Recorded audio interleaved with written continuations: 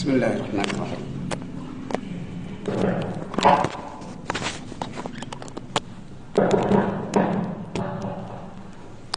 Bismillahirrahmanirrahim. Assalamualaikum warahmatullahi wabarakatuh.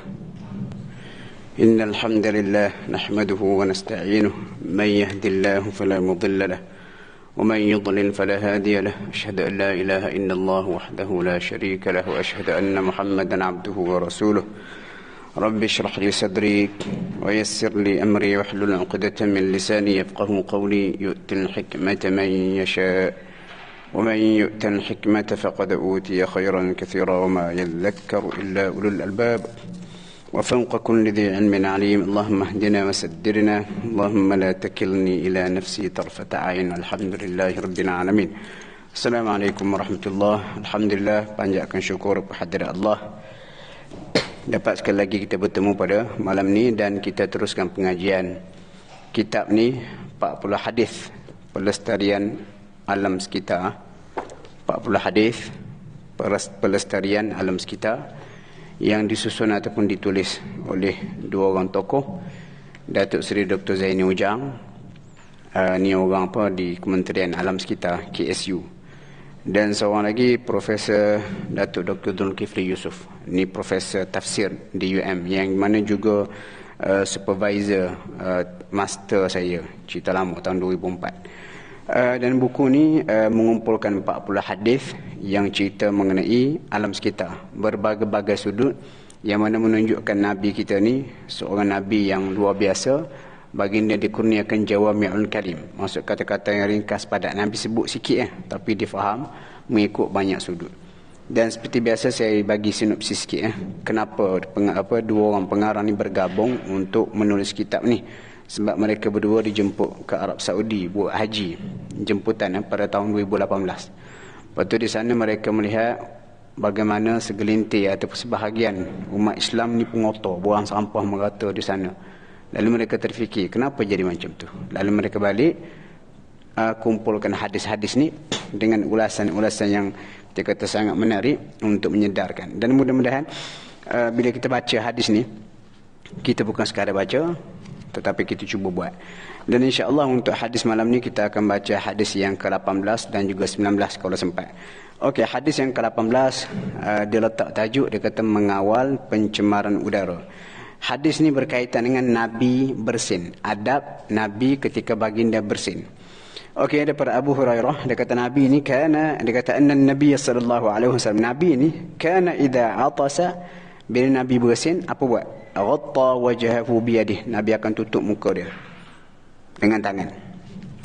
Au bi thawbihi wa ghadda biha sautah, dan Nabi tutup dengan tangan ataupun dengan pakaian dia, baju ke tisu. Lepas tu Nabi pun ghadda, masuk rendahkan suara. Kalau nak bersin bukan Nabi lepas, tapi Nabi tutup muka dia dengan tangan ataupun tutup dengan baju, dan Nabi perlahankan suara ketika bersin. Dan hadis ini riwayat Tirmizi. Okey, kalau kita perhati kata pengarang kitab ni, ini antara tingkah laku Nabi yang aneh. Sebab apa? Bersin tutup muka, tutup baju ataupun perlahankan suara.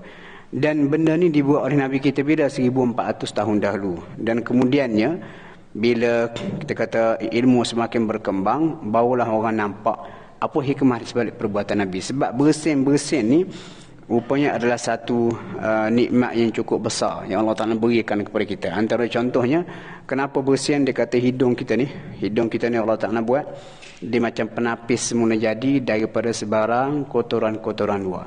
Jadi kadang-kadang masuk dalam hidung kita tu, kalau tak ada mekanisme bersin, dia akan terus masuk. Walaupun mungkin ditahan oleh cecair hingus dalam hidung kita, dia halang bakteria ataupun penyakit-penyakit mikroorganisme dan sebagainya.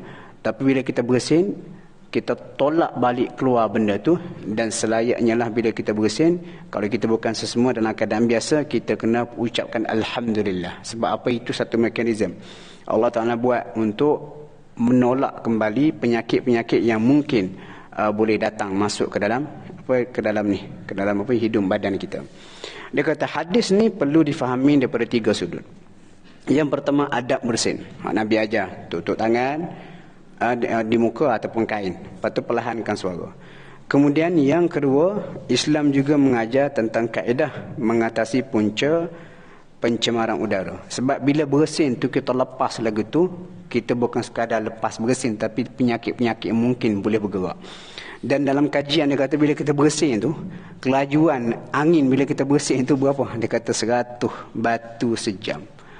Ataupun 160 km sejam. Ini ada orang buat kajian. Bila bersin memang kalau dia letak alat tu, speed track tu, dan dia kata kelajuan dia tu sebanyak kelajuan dia 100 batu sejam.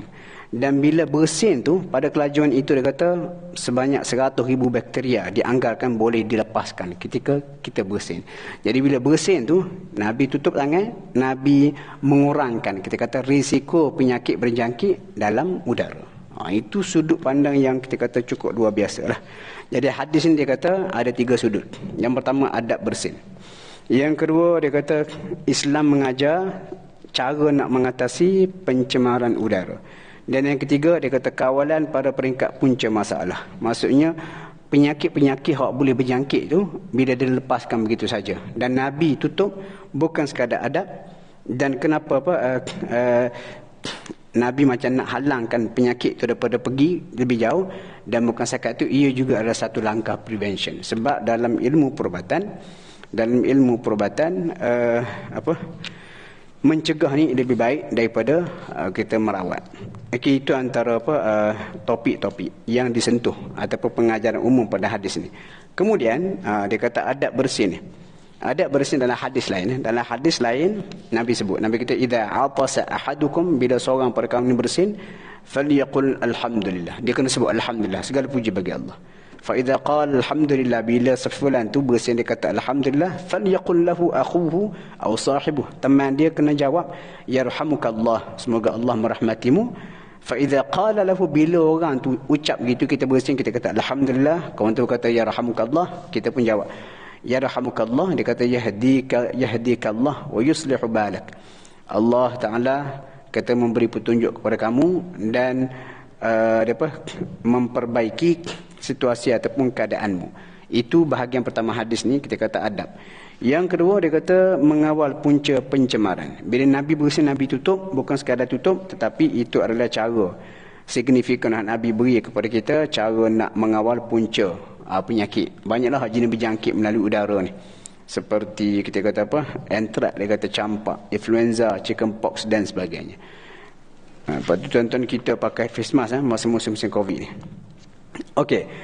Kemudian seterusnya banyak ni perbincangan. Dia kata sementara kaedah ketiga maksud mencegah pencemaran udara. Difahami pada hadis Nabi tutup, lepas tu Nabi perlahankan suara tu. Kenapa Nabi macam seolah nak kurangkan speed keluarnya penyakit tu. Dia kata kaedah ketiga tu iaitu memilih mengurangkan pencemaran perlu diperluaskan topik dia, pencemaran yang berlaku di udara. Jadi pengarang kitab ni saya percaya ini idea Datuk Seri Zaini Ujang ni, sebab dia orang berkaitan dengan alam sekitar. Hadis tadi tu Nabi kata Nabi rendahkan suara, Nabi tutup rendahkan suara, tujuan dia untuk menghalang pencemaran udara. Tapi pencemaran udara ini dia bukan sekadar hak datang daripada kita kata bakteria yang mungkin kita lepaskan ketika kita bersin.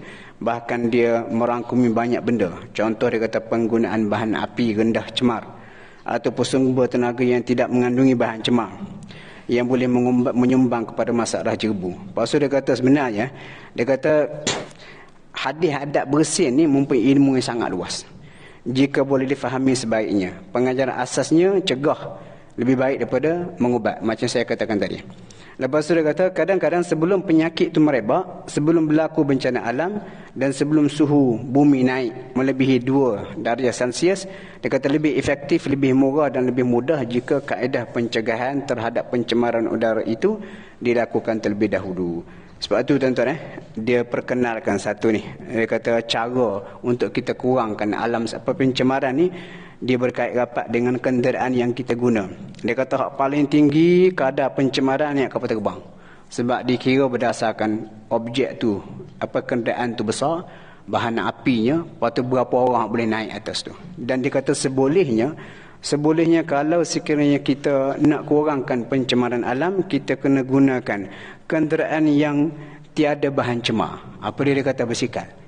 Basikal dan juga jalan kaki. Lepas tu dibagilah jadual-jadual lain. Okey, Allah alam.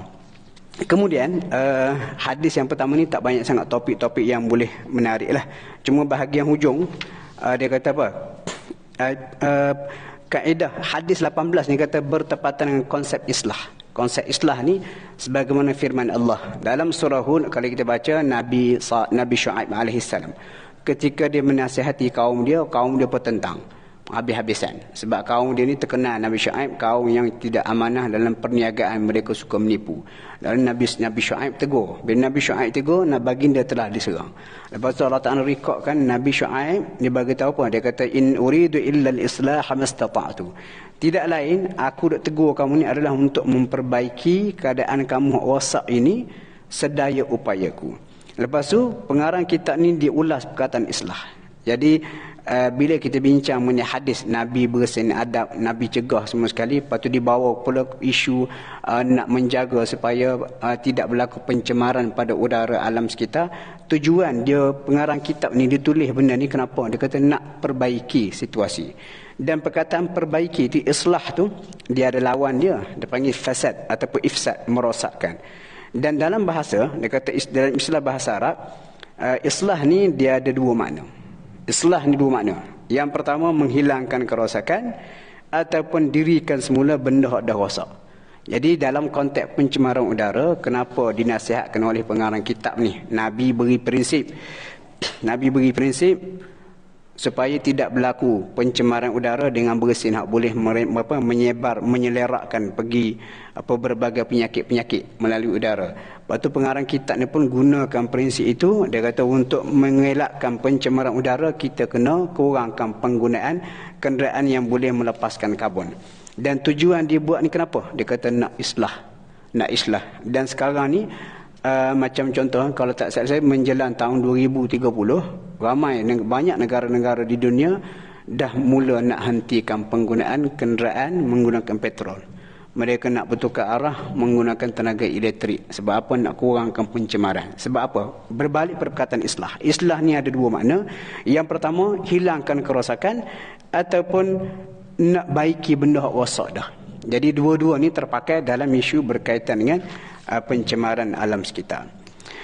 Okey tuan-tuan, habis kita tengok kesimpulan hadis ke-18 ni. Sebab hadis 19 ni lagi menarik isu dia. Dia ada beberapa, dia perkenalkan, pengarang kitab ni perkenalkan ada kaedah-kaedah yang sangat berkesan. Kalau kita boleh buatlah di tempat kita ni, insya-Allah kita boleh sama-sama bersama dengan kita kata bersama dengan Nabi kita lah, menjaga pencemaran udara, pencemaran dan sebagainya. Okey, kesimpulan pada hadis yang ke-18. Dia kata hadis ni, mula-mula ni kesimpulan yang pertama. Hadis ni menunjukkan Islam sangat mengambil berat aspek kesihatan awam. Maksudnya Nabi tutup. Kenapa nak jaga supaya penyakit tidak merebak.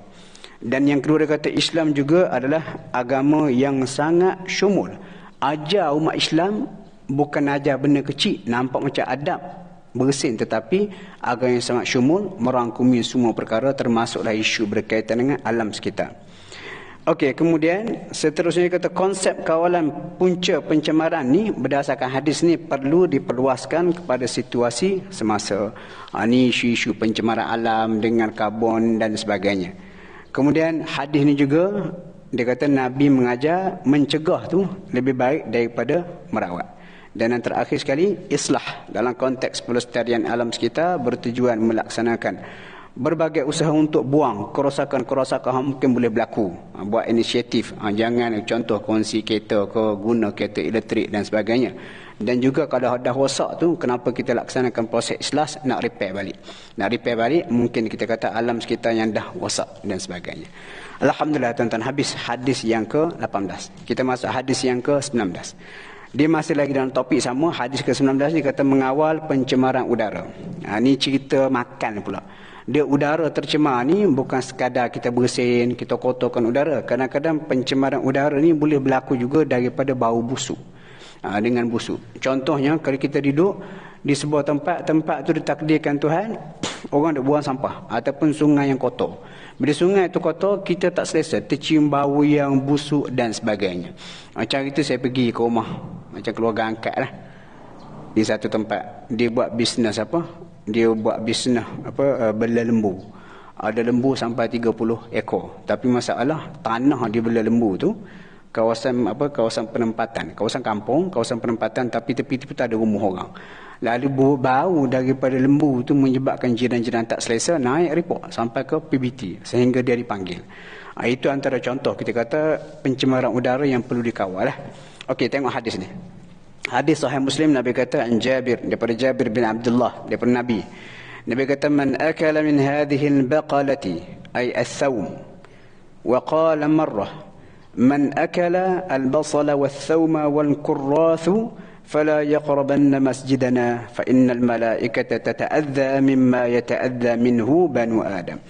Jabir menceritakan satu hari Nabi sebut, siapa yang makan daripada pokok ni, maksud Nabi tunjuk, Nabi refer kepada bawang putih. Satu ketika lain Nabi sebut pula, Nabi kata siapa yang makan bawang merah, bawang putih, daun bawang, jangan sesekali menghampiri masjid kami. Nabi kata, kenapa? Para malaikat terganggu dengan perkara yang mengganggu manusia. Contoh kalau ini dalam bahasa Nabi, kalau kita kembangkan lagi mengikut zaman kita, apa sahaja yang boleh mendatangkan bau tidak selesa seperti rokok, petai, derian, semua-semua itulah. Kalau boleh Nabi kata jangan dekati masjid kami, masjid kita.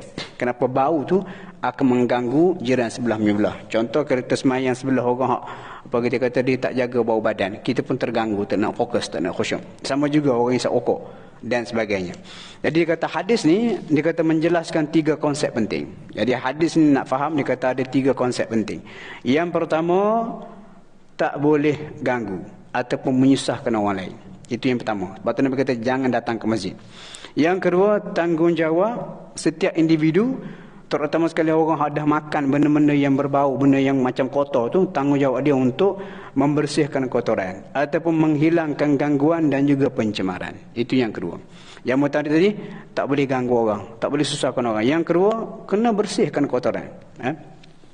Dan yang ketiga, dia kata ruang lingkup kotoran, gangguan, pencemaran tu dia kadang-kadang dia merentasi sempadan halal dan juga haram. Lepas tu bila dilanjutkan lagi, ulama bincang apa hukum makan bawang. Hukum makan bawang ni harus, tak ada masalah. Jadi kalau dah harus tak ada masalah, tak ada masalah lah untuk kita pergi ke masjid semayang. Tak, walaupun makan bawang tu halal, makan petai itu halal, tetapi bila kita pergi ke masjid, kita boleh mengganggu orang. Jadi sebab tu dia kata kotoran tu jangan diingat pada aspek berbentuk fizikal sahaja, tapi dia merangkumi, dia melewati isu halal dan juga haram, termasuklah sesuatu yang berbentuk maknawi, gangguan mental. Ni. Jadi tiga pengajaran penting. Tak boleh susahkan orang, tanggungjawab untuk hilangkan kotoran tu, dan yang ketiga, kotoran tu jangan sempit berbentuk najis saja. Kadang-kadang benda halal pun tapi bau yang tak berapa elok juga boleh menimbulkan gangguan. Jadi kita kena elakkan benda tu. Okey, cerita mengenai hukum makan bawang. Okey, itu bahagian pertama. Ulama bincang, ulama kata makan bawang ni bukan haram, harus makan bawang. Dan larangan yang Nabi buat dalam hadis ini kita kena bezakan. Satu, makan bawang. Satu lagi, jangan hampiri masjid ketika bau tu boleh mengganggu.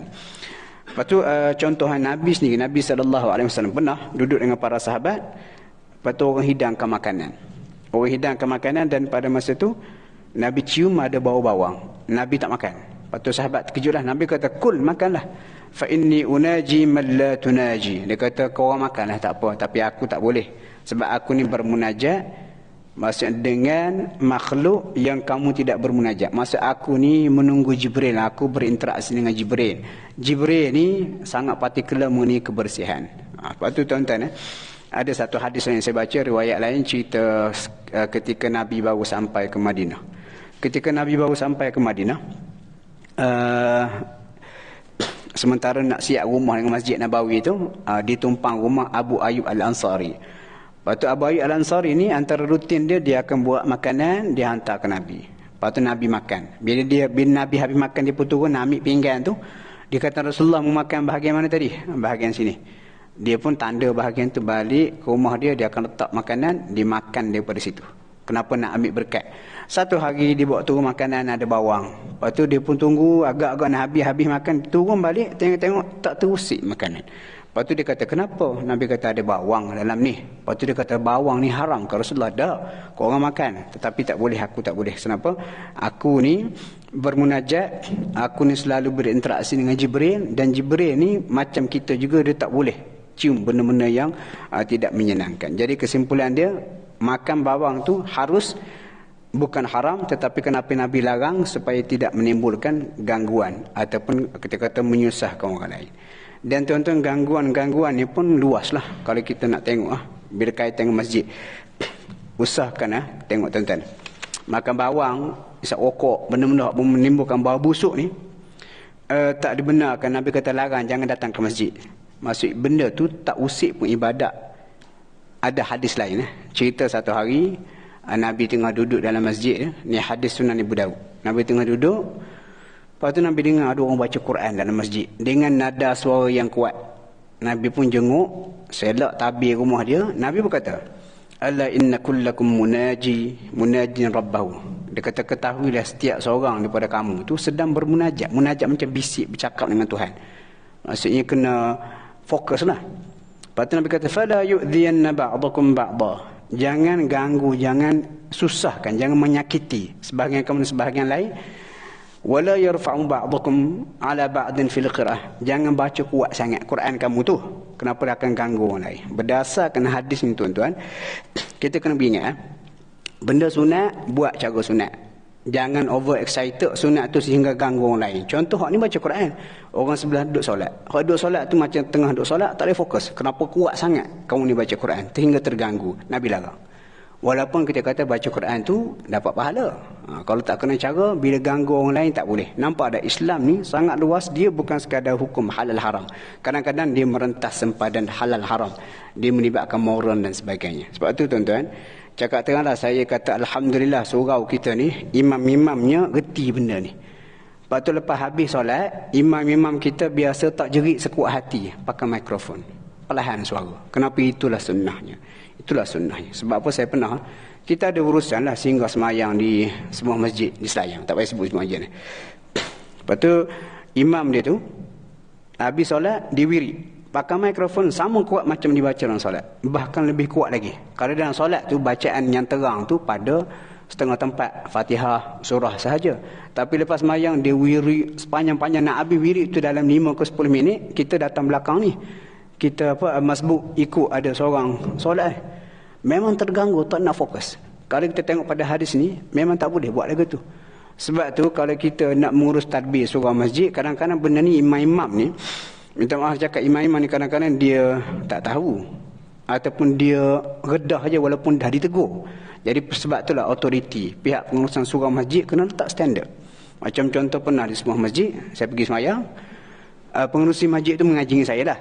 Dan kita biasa sebut benda ni. Lepas tu bila pergi semayang masjid dia, lepas semayang memang jemaah dia ataupun imam dia baca wirid perlahan. Macam surau kita ni. Lepas tu saya pun tanya, oh bagus. Lepas tu dia kata dia sebagai pengerusi diberi arahan. Dia kata imam boleh wirid berjemaah tapi mikrofon jauh. Kenapa kita tak mau ganggu orang lain? Jadi tuan-tuan, benda ni besar, isu besar. Jangan buat main. Okey, kemudian dia kata hadis yang berikutnya, isu pertama tadi, hukum makan bawang ataupun benda-benda yang busuk. Halal, tetapi bila menimbulkan gangguan, jangan sampai menyebabkan orang terganggu. Okey, yang kedua, apa yang disebut di sini, dia kata dalam konteks yang lebih besar, hadis ni kata hadis ni bahagian berikut ni kata ganggu daripada menyusahkan orang. Dia kata ia perlu diperluaskan kepada gangguan, perbuatan menyusahkan orang lain disebabkan oleh masalah bau busuk. Pakaian ke, haiwan tunggangan ke. Demikian juga gangguan bau busuk daripada lori yang angkut sampah, tapak pelupusan sampah, loji rawatan kumbahan, udara berjerebu, pembakaran terbuka dan sebagainya. Jadi kalau kita nak buat benda-benda ni, jangan main buat. Kita kena ingat Nabi pernah larang. Walaupun Nabi larang tu isu pergi ke masjid, tetapi larangan itu, gangguan kepada orang tu tetap juga berlaku kepada benda-benda lain. Okey, kemudian Lepas tu demi untuk mengawal kita kata gangguan pencemaran tu, dia pengarang kitab ni dia syorkan 2 kaedah. Satu dipanggil eco shift. Ni ada 7 cara. Yang kedua eco habit, dan saya rasa hak ni antara benda penting lah kalau boleh kita buat. Okey, eco shift dia kata. Eco shift ni selain daripada tanggungjawab individu untuk jaga supaya dia tidak menimbulkan gangguan bau ke dan sebagainya, pihak kerajaan juga kena merangka sistem perundangan dan juga keuangan untuk menjadikan masyarakat lebih bertanggungjawab, tidak menyebabkan gangguan pencemaran alam sekitar dan sebagainya. Jadi kata langkah untuk eco shift ni, dia kata ada 7 langkah. Walaupun 7 langkah dia kata pihak kerajaan boleh buat sampai 4 sahaja. Manakala 3 lagi tu kena melibatkan individu kita semua. Okey, dia kata langkah pertama perancangan. Pihak kerajaan ni jangan duduk saja. Jangan duduk saja, dia kena tengok apa yang berlaku di sekitar. Contohnya kebersihan, pencemaran udara dan semua-semua sekali. Pihak kerajaan kena merancang. Merancang, macam mana merancang? Mula-mula sekali merancang supaya perubahan minda itu berlaku dalam kalangan masyarakat. Sebab pencemaran ni berlaku berpunca pada individu. Orang tak bertanggungjawab, bakar sampah, buang sampah merata. Jadi pihak kerajaan kena ada perancangan. Contoh aspek pendidikan, kebuat kempen, kesedaran dan sebagainya. Supaya mula-mula sekali rakyat ni ada kesedaran, kepentingan untuk menjaga kebersihan. Itu perancangan. Yang kedua, dia kata peringkat berikutnya strategi. Kerajaan kena buat strategi. Strategi itu macam mana? Dia kata sama ada kata beri dengan teknologi, macam saya kata pendidikan dan sebagainya. Bila dah plan, mula sekali rancang. Lepas tu fikir strategi, lepas tu pelaksanaan. Dan pelaksanaan ni dia kata benda ni yang paling payah. Peringkat ketiga fasa pelaksanaan adalah cabaran terbesar.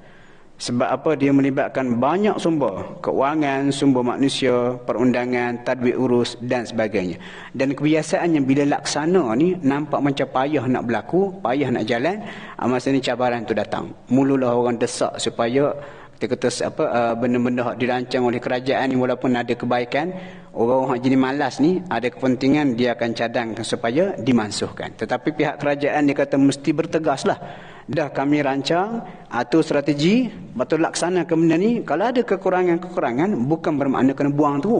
Contoh kalau kereta tu rosak, bukan buang kereta, tapi dia kata check, repair, buat penambahbaikan. Okey, ini pada level kerajaan. Yang mula sekali rancang, atur strategi, laksana. Kemudian kalau ada kekurangan, tidak ada benda yang sempurna, kena buat penambahbaikan. Dia berlaku dari masa ke semasa, dari masa ke semasa. Itu pada tahap kerajaan. Lepas tu dia kata langkah yang kelima, ini pada tahap pribadi, individu. Dia kata kena ada tabiat. Maksud manusia ni, kita ni kena ada tabiat. Kalau tabiat kita tabiat tak elok, kita kena ubah. Dan bila isu berkaitan dengan tabiat ni, kemudiannya pengarang kitab ni dia sebut pula level berikutnya untuk pribadi ni. Dia kata ada eco habit. Nanti kita akan bincang.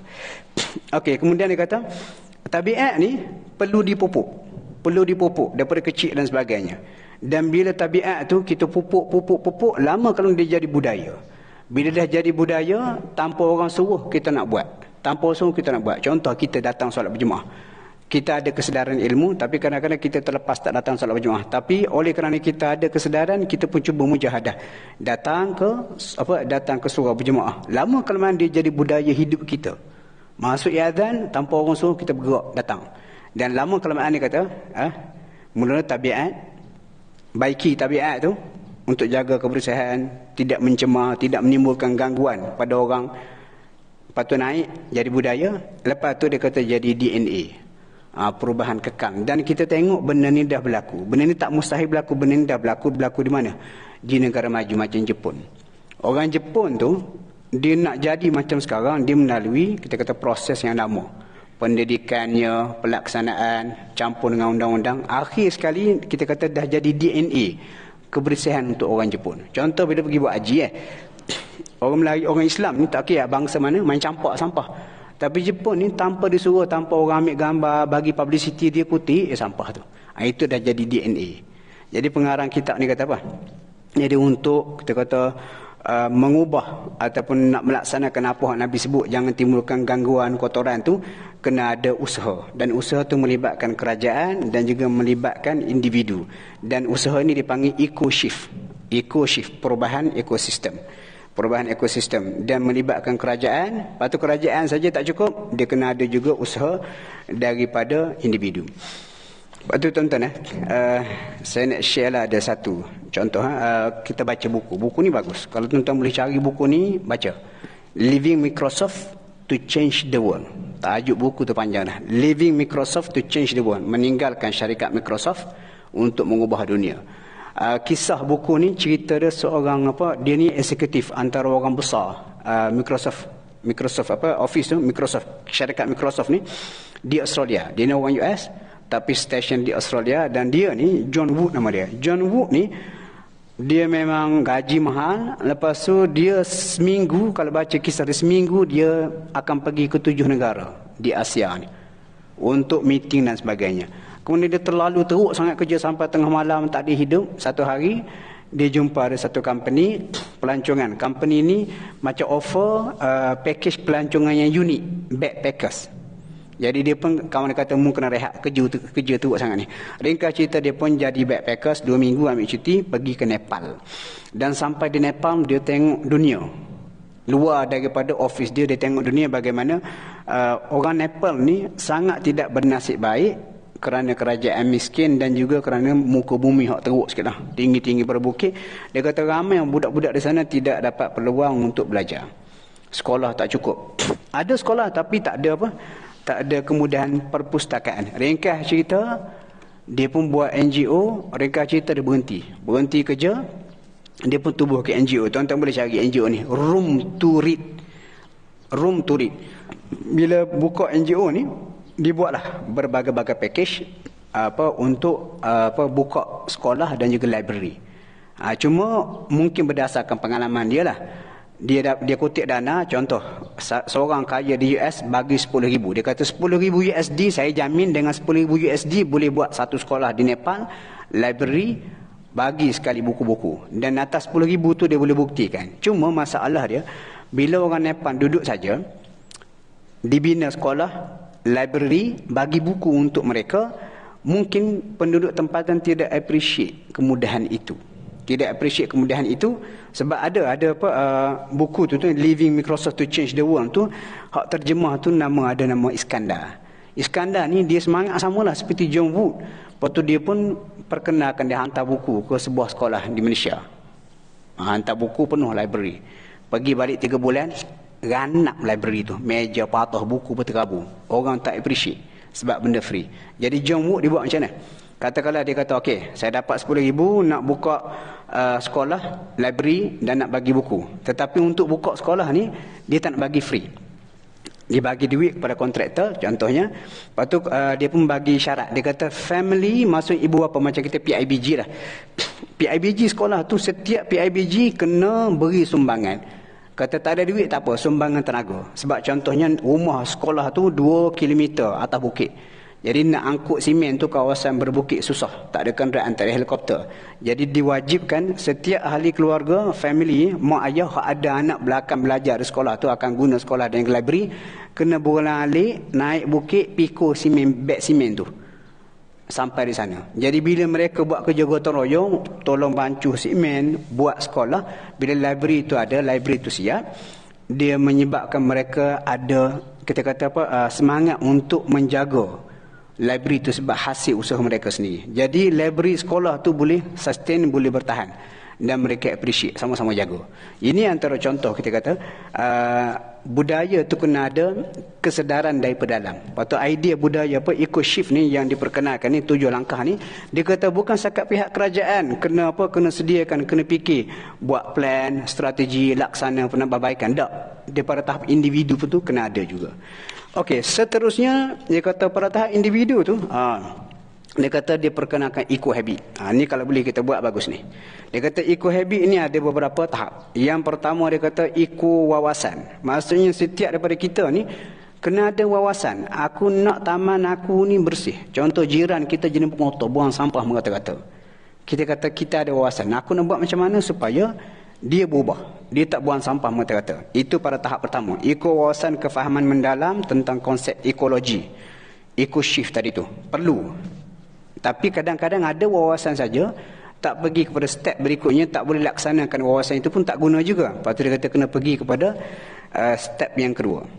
Langkah yang kedua dia kata eco-aktif. Eco-aktif ni, aktif masuk ke penglibatan aktif individu ada wawasan tadi tu untuk menjaga alam sekitar. Sama ada secara peribadi ataupun secara berkumpulan. Sukarela ataupun wajib.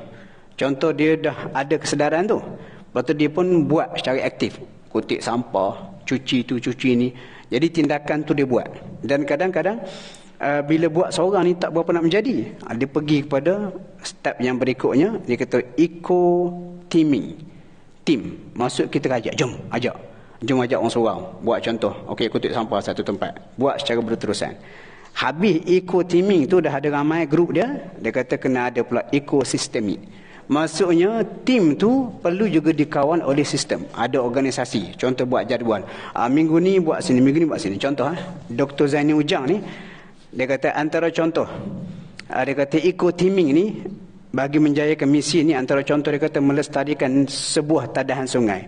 Dia kata beberapa pihak bergabung membentuk persatuan macam-macam NGO, kelab dan juga kumpulan. Contoh dia kata Friends of Langak River. Tuan-tuan kalau pergi ke Facebook, klik Friends of Langak River, memang grup ni antara ahli tim dia tu banyak pihak lah. Pergi ke Sungai Langak tu, kerja dia kutip sampah. Diperkenalkan idea kutip sampah, dia panggil kudah. Saya pun lupa apa kudah. Tapi hari Ahad, weekend, itulah kerja dia. Kutip sampah. Setiap minggu dia susun dalam sistem tertentu. Kenapa? Bila dah ada sistem tertentu, barulah benda ni bergerak. Dan bila duk buat, akhir sekali dia jadi habit. Dia jadi habit yang mendapat sokongan semua pihak. Lama-lama kalau buat lagi, dia akan jadi apa? Dia akan jadi ada dalam DNA. Macam orang Jepun. Lepas tu tuan-tuan, saya pergi ke Jepun kita pergi masa tahun 2017. Pergi ke Kyoto. Masa pergi ke Kyoto tu, patut pergi dekat kuih-kuih ni. Lepas tu kawan saya Tuan Kornel kata tempat kuih-kuih ni Ustaz, tempat penyembahan agama lain. Kita pula pergi masuk ambil gambar. Dia ajak pergi tempat lain. Dia bawa pergi tempat kampung tradisional Jepun. Masa lalu tu ada sungai. Bila kita tengok sungai tu, orang boleh duduk berkelah, tak ada bau satu pun. Lepas tu bila turun ke bawah, siap ada satu grup, ada belah sana ada seorang lelaki, kata Inggeris lah, macam Mak Saleh, duduk meditate tepi sungai. Tengok belah sana pula ada orang siap boleh piknik tepi sungai tu. Lepas tu siap ada itik lagi. Air tu umpama kalau kita ambil, kita boleh minum terus. Kebersihan. Sebab apa? Mereka dah melalui proses-proses. Kita katakan eco shift tadi tu, ataupun eco habit. Dan alangkah baiknya kalau benda ni kita boleh laksanakan, insya-Allah dengan cara itu kita akan benar-benar mengikut sunnah Nabi seperti yang Nabi sebut tadi tu. Walaupun nampak simple tetapi luas, boleh bawa ke dalam. Okey, dia kata dalam hal ini perlu ditegaskan. Dia kata bahawa kebersihan dalam Islam tidak sekadar melibatkan perbuatan, amalan, tabiat dan benda yang berkait dengan halal haram. Sebaliknya kebersihan melewati persoalan fizikal dan spiritual. Merangkumi aspek semua kebersihan maknawiyah tadi tu. Lepas tu ditutup bab ni dengan ataupun hadis ni dengan sebuah hadis. Okey, Nabi kata innallaha tayyibun yuhibbut tayyib. Allah ni dia kata tayyib, bersih. Baik, menyukai kebaikan. Nadhifun yuhibbun nadhafah.